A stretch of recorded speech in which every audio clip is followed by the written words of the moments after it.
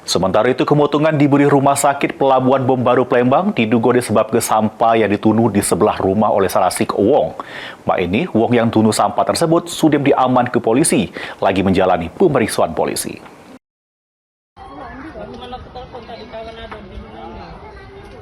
Api berkobar besar dari lorong Manggar 1 beri Rumah Sakit Pelabuhan Bom Baru Palembang, sehingga ngangus ke 3 rumah warga serta sikok rumah yang terdampak bagian pucuknya bae.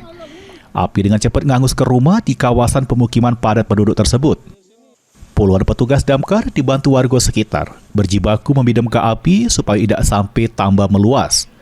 Pas kemotongan terjadi, sempat terjadi keributan antara warga dengan salah sikok Wong yang diduga tunuh sampah di sebelah rumahnya sebelum terjadinya kemotongan. Polisi kemudian ngaman ke Wong tersebut karena diduga jadi biang kemotongan akibat tunuh sampah.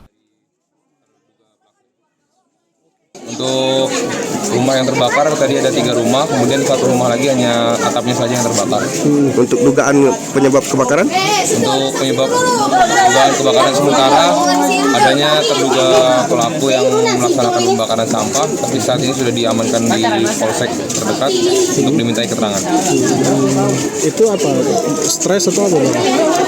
Menurut pengakuan dari warga sekitar mungkin ada agak sedikit kurang, jadi masih ditanyakan lagi terkait keterangan terduga pelaku di polsek.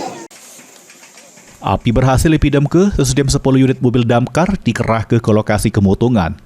Tidak ada korban jiwa jero kemotongan ini, namun para pemilik rumah yang mengalami musibah harus mengungsi ke keluarga ataupun tetangga. Mulyadi, PAL TV.